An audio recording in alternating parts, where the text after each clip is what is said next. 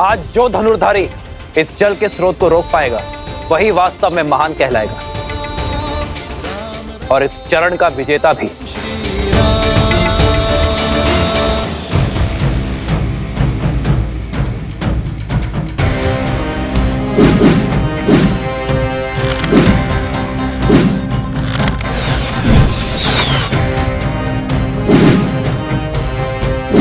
अरे वो रहे ऋषि कुमारों।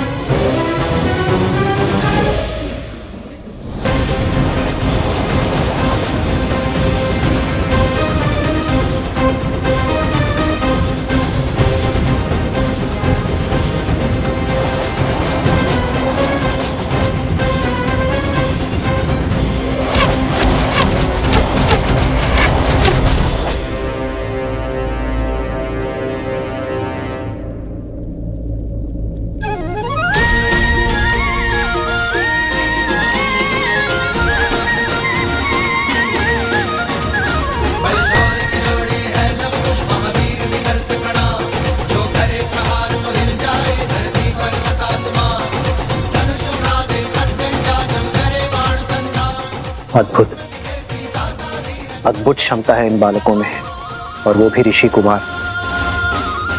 इस आयु में ऐसे धनुर्विद्या का प्रदर्शन तो राजकुमारों के भी बस की बात नहीं है। इनकी प्रतिभा अतुल्य है महाराज।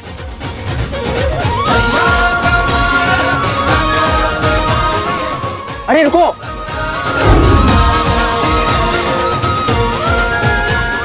रोको। सैनिक भी इन्हें खोज नहीं पाए हैं महाराज।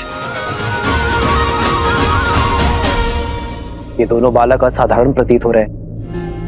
आपने तो इनका पराक्रम निकट से देखा है, किंतु अब मुझे उन्हें प्रतियोगिता के अंतिम चरण को जीतते हुए निकट से देखने की इच्छा हो रही है। मैं स्वयं उन्हें खोजने की इच्छा रखता हूं। अवश्य, मैं भी आपके साथ चलता हूं। आपका यूं अतिथियों को छोड़कर जाना उचित नहीं होगा। आप यही रहिए, मेरे स्थान पर मेरा हनुमान उपस्थित रहेगा। जैसे प्रभु की इच्छा।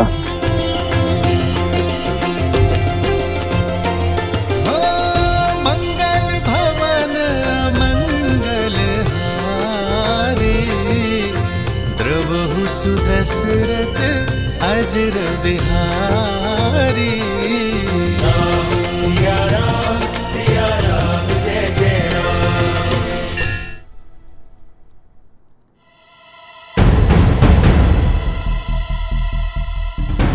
कुश, चलो प्रतियोगिता क्षेत्र के तनिक निकट चलते हैं। अब यहाँ सब हमारी खोज में लग जाएंगे।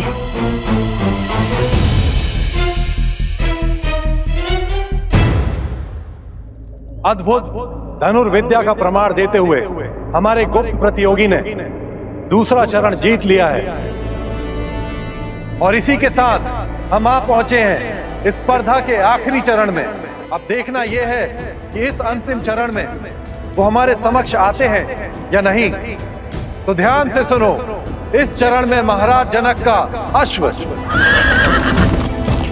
जिसे आसपास के सभी 12 राज्यों में सबसे तीव्र होने का गौरव प्राप्त है, उसे बिना क्षति पहुंचाए रोक पाएगा, वो होगा प्रतिस्पर्धा का विजेता।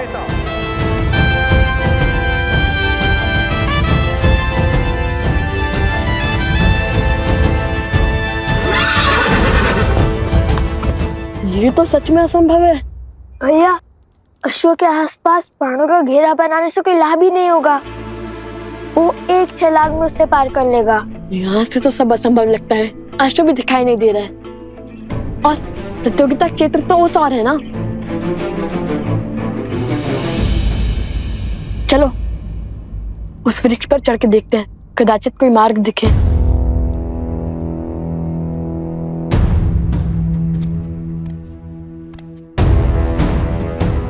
सैनिक आ रहे, धनुष छुपा।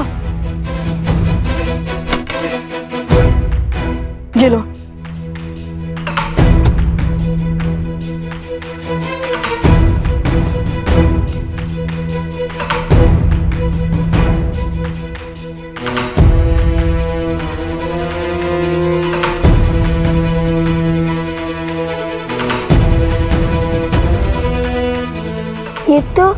अयोध्या के सैनिक हैं।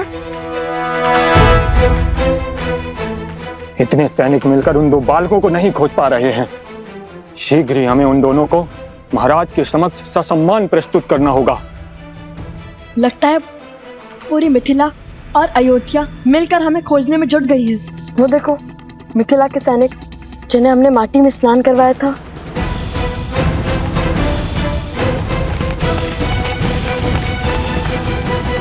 ये अकस्मात रुक क्यों गए? लगता है राजघराने से कोई आ रहा है।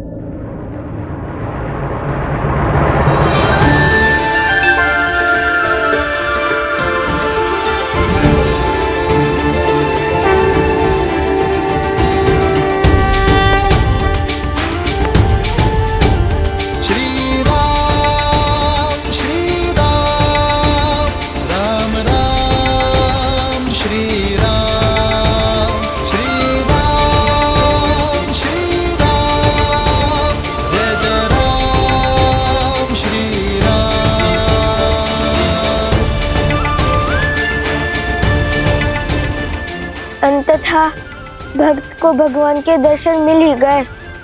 हमारे आराध्य, हमारे भगवान, बिल्कुल वैसे ही जैसे सीता मैया ने विभीषण जी को बताया था। श्री रामचंद्र कृपालो भजमन हरण भव भय दारुणम। नवकंज लोचन कंज मुख कर वदकंजारुणम। कंदर्प अगणित अमित छवि नवनील नीरज सुंदरम। पटपीत मानहु तडित रुचि शुचि नौमि जनक सुतावरम।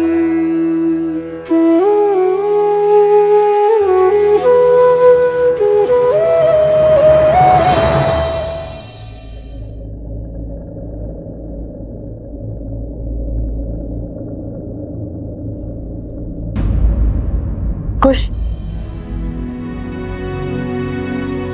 श्री राम के चरण स्पर्श करने के लिए इससे अच्छा अवसर नहीं मिलेगा हमें। चरण स्पर्श करे या स्पर्धा? कुमारों,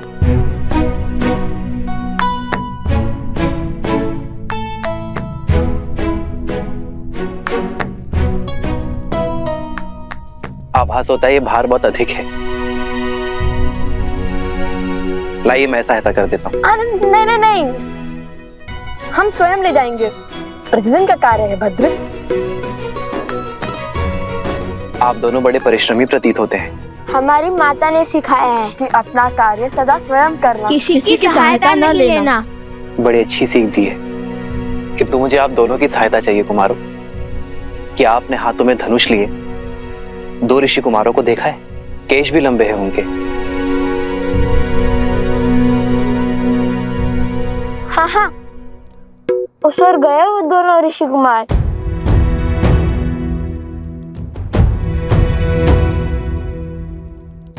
धन्यवाद। अपने पिता के चरण स्पर्श करके आशीर्वाद लेना हमारे पुत्रों की नियति में नहीं, किंतु ये पुष्प वो दोनों ही लेकर आए हैं आर्य। इसमें उनका स्पर्श है,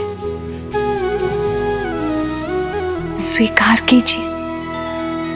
सिया राम, सिया राम, सिया राम, सिया राम, सिया राम, सिया राम। रामायणम श्रीमद् रामायणम श्रीमद् रामायणम।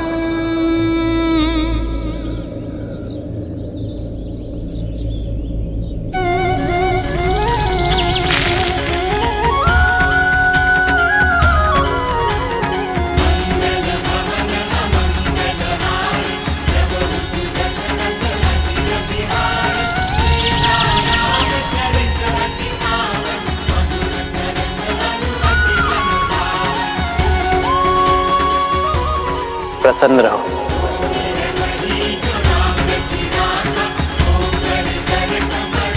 चिरंजीवी रहो, यशस्वी रहो।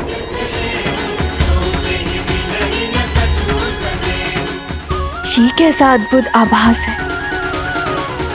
अब तक जिस मन को चिंता घेरी हुई थी,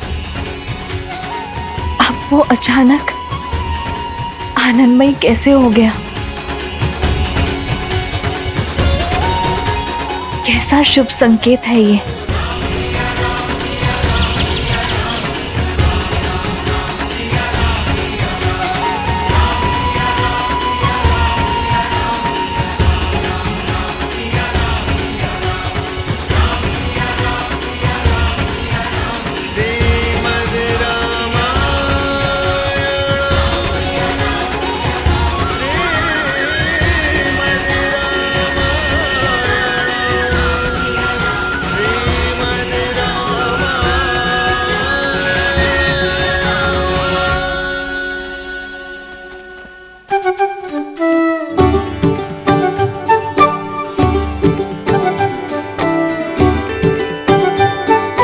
बुरी बात, असत्य क्यों कहा तुमने?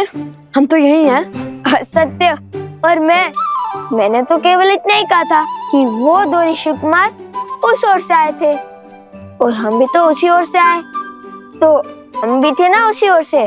सत्य को तर्क में मत उलझाओ खुश। श्री राम से असत्य कहा है तुमने। प्रतियोगिता जीतने के बाद जब हम प्रभु श्री राम से मिलेंगे तो हमें उनसे क्षमा मांगनी होगी, समझे तुम? समझ गया भ्राता श्री। अब चलिए, वहाँ कोई सैनिक नहीं है। चलो।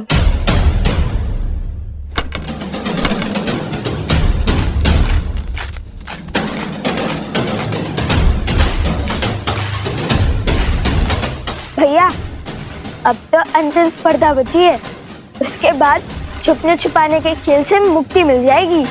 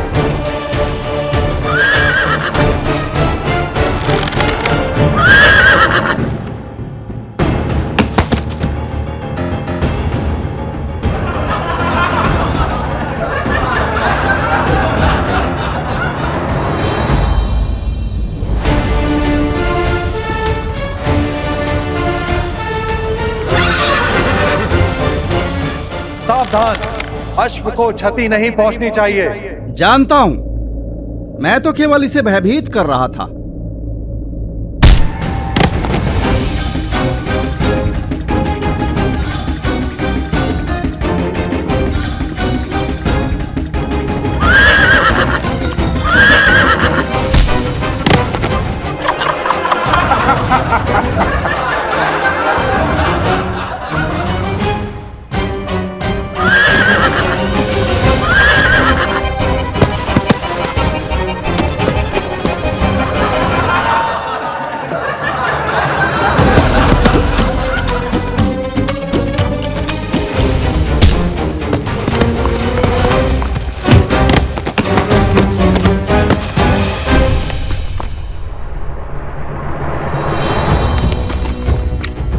अश्व प्रतियोगिता के स्थल से बाहर निकल चुका है भैया।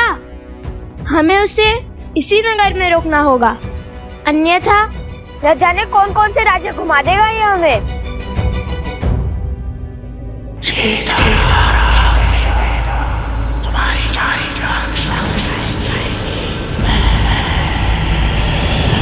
ये किस राक्षसी शक्ति का आभास हुआ मुझे?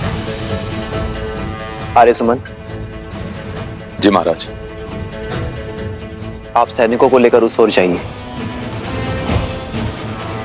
मैं यहां देखता हूं। जी महाराज। भैया दूसरे लक्ष्य तो भेज दिया, किंतु इस अश्व को कैसे रोकेंगे? श्री राम से क्षण भर की भेंट भी जन्मों के संकट टाल देती है। तुम देखना, उनके दर्शन का लाभ अवश्य मिलेगा हमें। किंतु उन्होंने तो कभी कोई अश्व नहीं रोका था। रोका था क्या?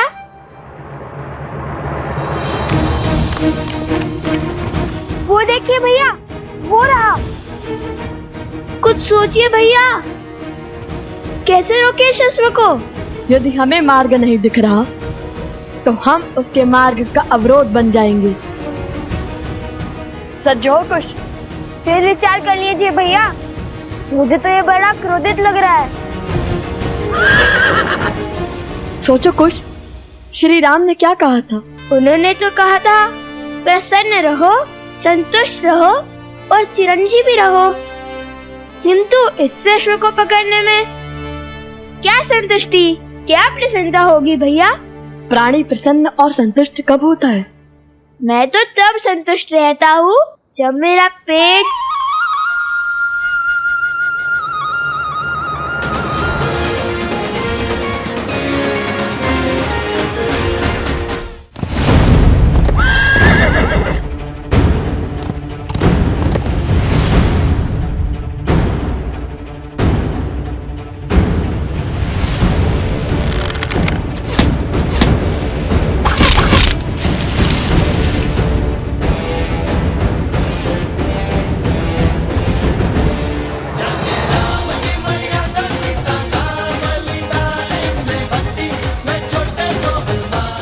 प्राणी तब संतुष्ट होता है जब उसका पेट भरता है। महाराज की जय हो। महाराज, दोनों ऋषि कुमारों ने अश्व की भूख मिटाने के लिए उसके आगे पत्तों का भंडार लगा दिया है। अब वे अश्व को लेकर प्रतियोगिता क्षेत्र में आ रहे हैं महाराज।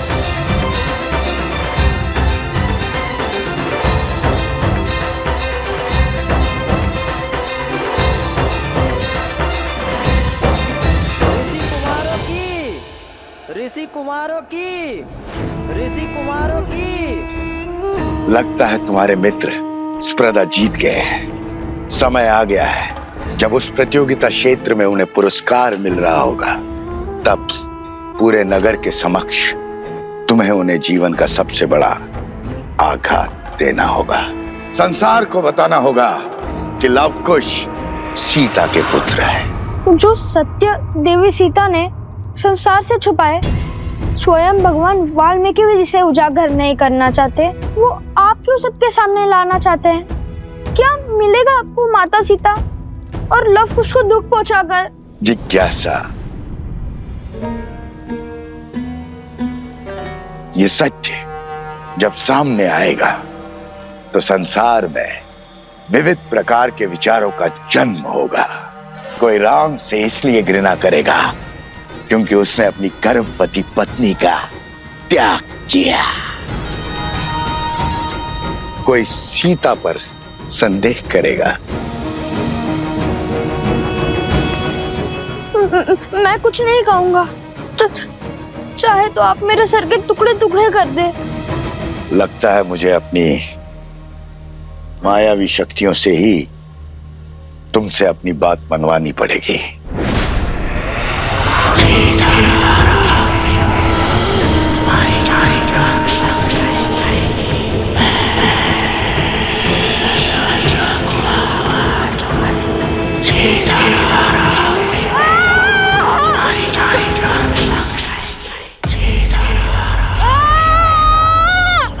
राम नाम के समक्ष कोई असुरी शक्ति टिक नहीं सकती।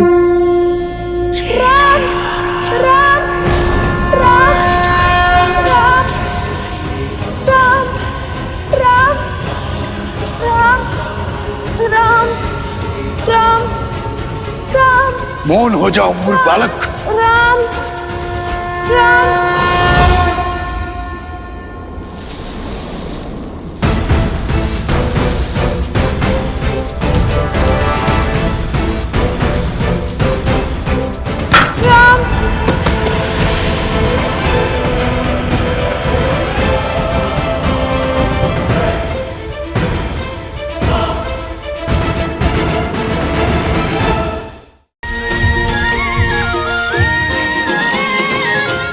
ऋषि कुमारों की, ऋषि कुमारों की, ऋषि कुमारों की।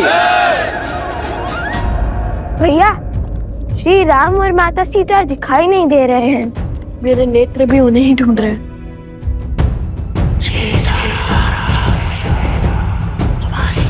कोई मायावी नकारात्मक शक्ति षड्यंत्र रच रही है।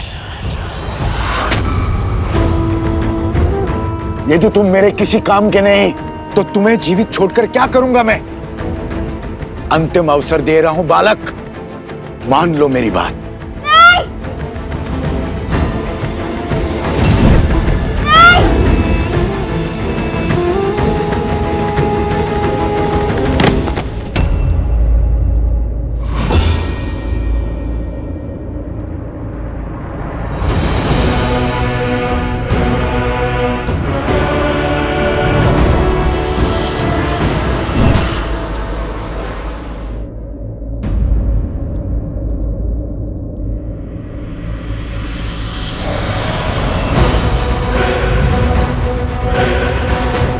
बालक, बालक उठो।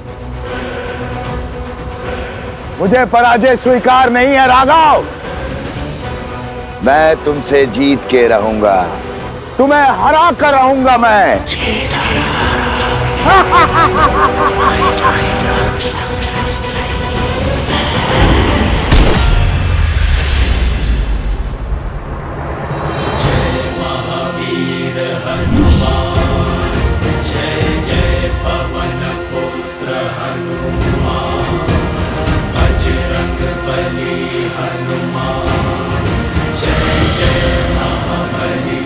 हनुमान,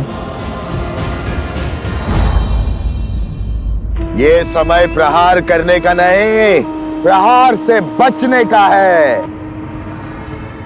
बचा सकते हो तो बचा लो अपना राम राज्य।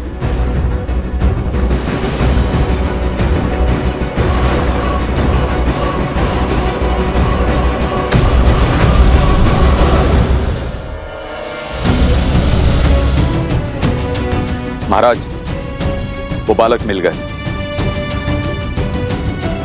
इस बालक को संभालिए आर्य सुमंत। जी महाराज। मुझे इसी क्षण जाना होगा आर्य सुमंत। रथ को सज्ज कीजिए।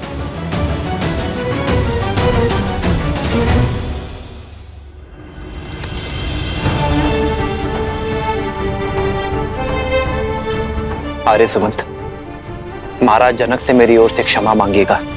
उनसे विदा लिए बिना जाना पड़ रहा है, और उन ऋषि कुमारों को मेरी ओर से ये भेंट दीजिएगा।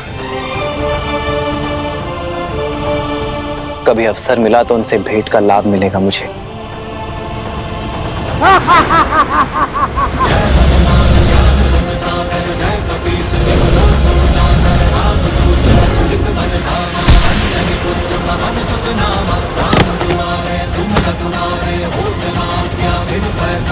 प्रभु के पाश में बंधने को सज्ज होना दुष्ट।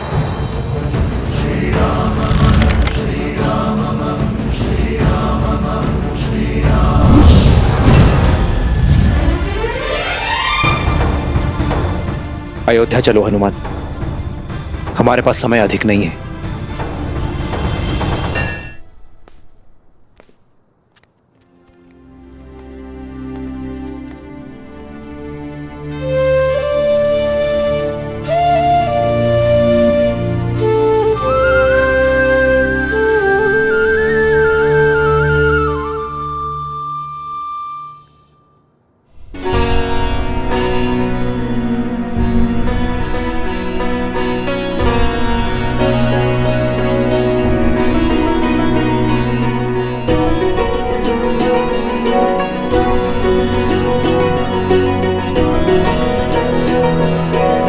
बालकों, मैं जानता हूं तुम्हारी दृष्टि किसे ढूंढ रही है। हम भी कब से तुम्हारी प्रतीक्षा कर रहे थे। मैं ये भी जानता हूं कि इतने असंभव चुनौतियों को संभव कौन कर रहा था। ईश्वर की असीम कृपा है तुम दोनों पर। तुम दोनों केवल धनुर्धारी ही नहीं हो, बल्कि बुद्धिमान और साहसी भी हो। धर्म के अर्थ को समझने की क्षमता भी रखते हो। राजाओं से पराक्रमी और वीर भी हो और बालकों से नटखट भी।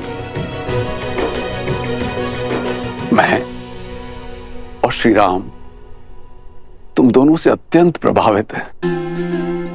और सत्य तो यह है कि जितने उत्सुक तुम दोनों हो श्री राम से मिलने के लिए, उतने ही उत्सुक श्री राम भी थे तुम दोनों से मिलने के लिए। किंतु दुर्भाग्यवश उन्हें एक राक्षस को खदेड़ने के लिए जाना पड़ा। ये श्री राम की माला है। वो ये माला तुम दोनों को भेंट करना चाहते थे।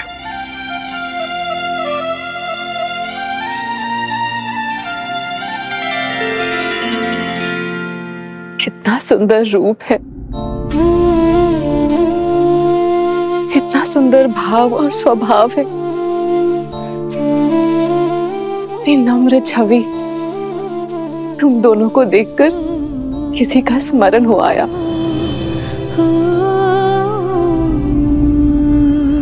माता सीता, माता सीता भी श्री राम के साथ है?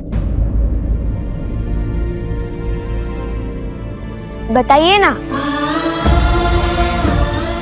माता सीता है उनके साथ?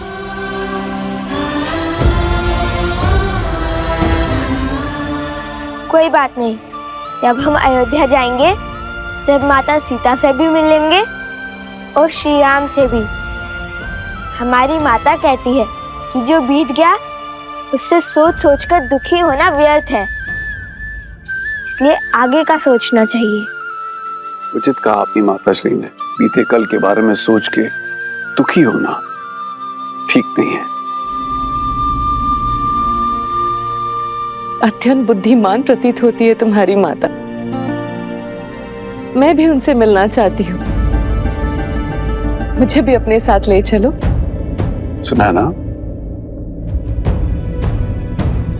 अवश्य महारानी, वो भी आपसे मिलकर बहुत प्रसन्न होंगी। उत्तर की ओर वन के निकट भगवान वाल्मीकि के आश्रम में ही रहते हैं। उचित है, हम शीघ्र ही आश्रम आएंगे तो भगवान वाल्मीकि का आशीर्वाद लेंगे। आप लोग यहां से प्रस्थान करें और आपकी भेंट, आपका पुरस्कार स्वीकार करें।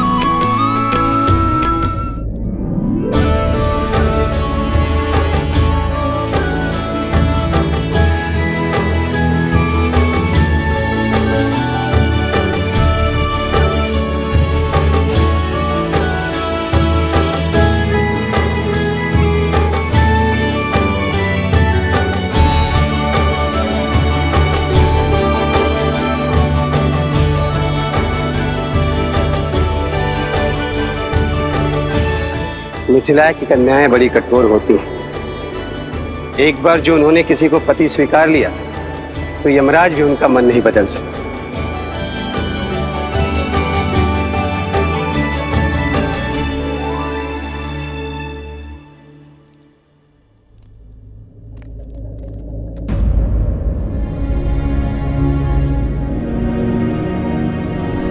ये क्या, सब चले क्यों गए?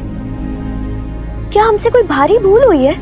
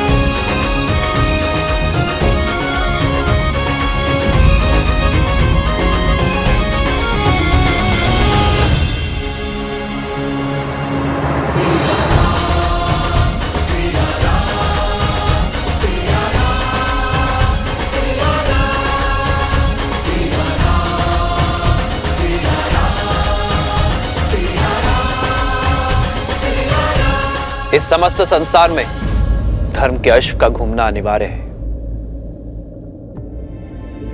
मैंने स्वयं सहस्त्रमुख रावण को मिथिला में विष फैलाते देखा है। उसने एक बालक को अपने माया के भ्रम से बांधा था। किंतु अच्छी बात यह है कि बालकों पर कुविचारों का प्रभाव विलंब से होता है, इसलिए सहस्त्रमुख रावण सफल नहीं हो पाया। किंतु अब हमारे पास समय शेष नहीं है। हमें शीघ्र अतिशीघ्र अश्वमेध यज्ञ प्रारंभ करना होगा। महाराज, क्या अब आप दूसरा विवाह करेंगे अथवा भाभी मां सीता को?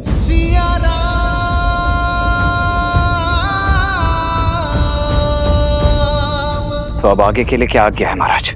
क्या इस यज्ञ से पूर्व महाराज के दूसरे विवाह का आयोजन करना होगा?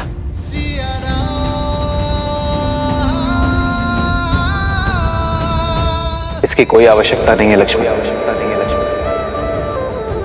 विवाह तो मैं कर चुका हूं।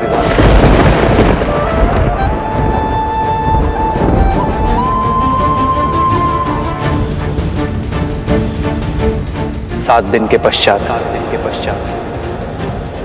मैं प्रजा के सामने अपनी पत्नी के साथ उपस्थित हो जाऊंगा।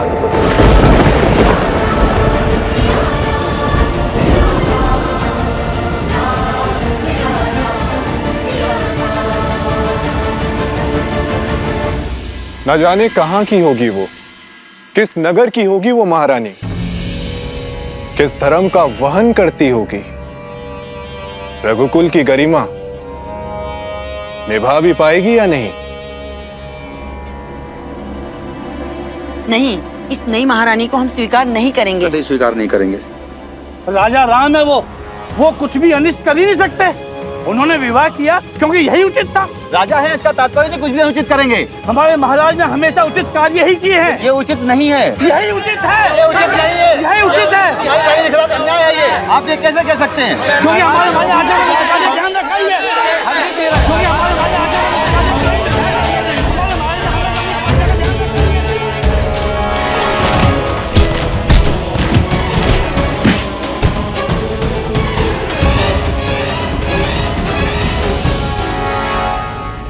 माता, वैसे भी उचित ही हुआ। महारानी सीता के बिना श्री राम तो अधूरे हैं। जब हम मिलेंगे तब माता सीता भी होंगी श्री राम के साथ। और तब तक के लिए श्री राम की भेंट है ना हमारे पास।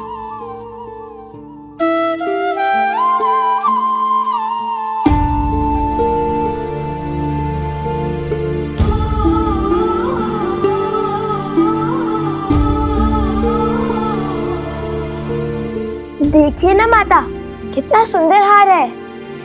राम सिया राम सिया राम सिया राम, राम सिया राम सिया राम, राम सिया राम सिया राम सिया राम, राम सिया राम सिया। मेरे साथ ना होकर भी मुझे पथ दिखाया है तुमने सीते।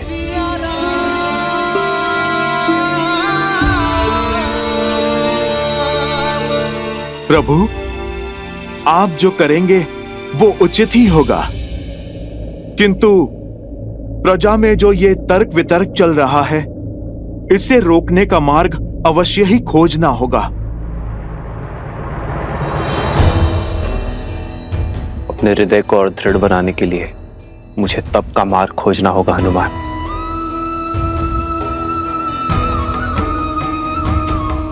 जब तक मैं इस कक्ष में मेरे एकांत में कोई बाधा ना डाले हनुमान।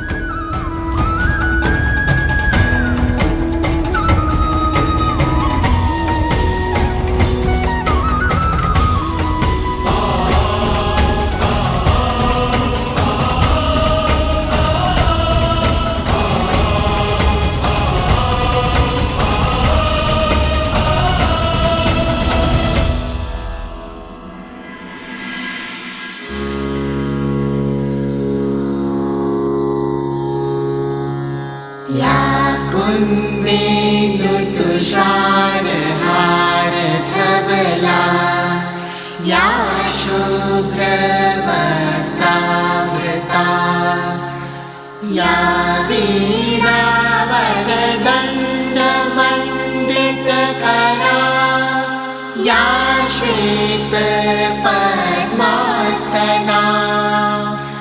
या ब्रह्माच्युतशङ्कर प्रभृतिभिः देवे सदा वन्दिता सा मां पातु सरस्वती भगवती निशेषजाड्यापहा निशेषजाड्यापहा निशेषजाड्यापहा।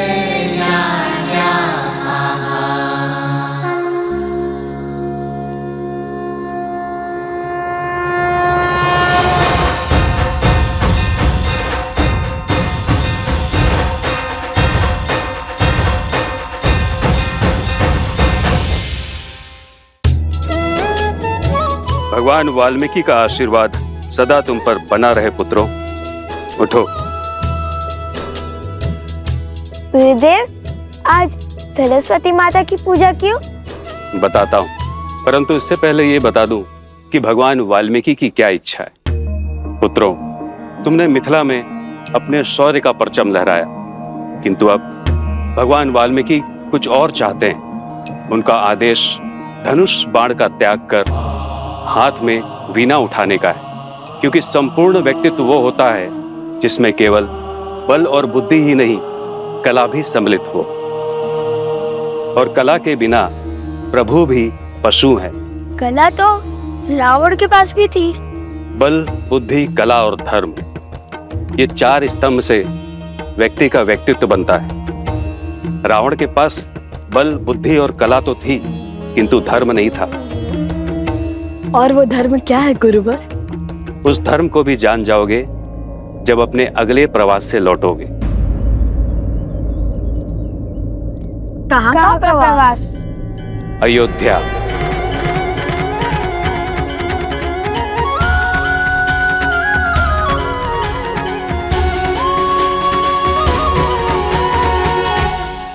हम तो मिथिला कुमारी के सिवा किसी और को भी महारानी स्वीकार नहीं करेंगे। श्री राम से भी विरोध करेंगे। समझने का प्रयास करो। अयोध्या को यज्ञ की, वो यज्ञ को महारानी की आवश्यकता है। श्री राम ने जिस भी नारी का चयन किया होगा, उसे हमें अपनी महारानी के रूप में स्वीकार करना ही होगा।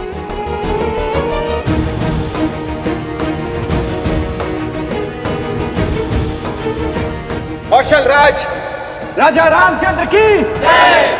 राजा रामचंद्र की जय। राजा रामचंद्र की जय। राजा रामचंद्र की जय।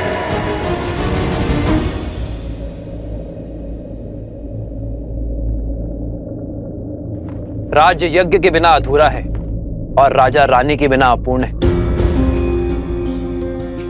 इसलिए मैंने अपनी प्रिय पत्नी के शोक को त्याग कर इस राज्य को धर्म से सबल करने का निर्णय लिया है। राजा रामचंद्र की जय। राजा रामचंद्र की जय। राजा रामचंद्र की जय। नहीं, अयोध्या की महारानी के रूप में मिथिला कुमारी के सिवा और किसी को स्वीकार नहीं करेंगे। महारानी सीता ही है। महारानी का स्थान हम किसी और को नहीं लेने देंगे। हाँ, तुम बिल्कुल ठीक कह रही हो। हमारी महारानी देवी सीता ही हो सकती हैं। हाँ हाँ, सीता ही हो सकती हैं। महारानी सीता की महारानी सीता की महारानी सीता की महारानी सीता की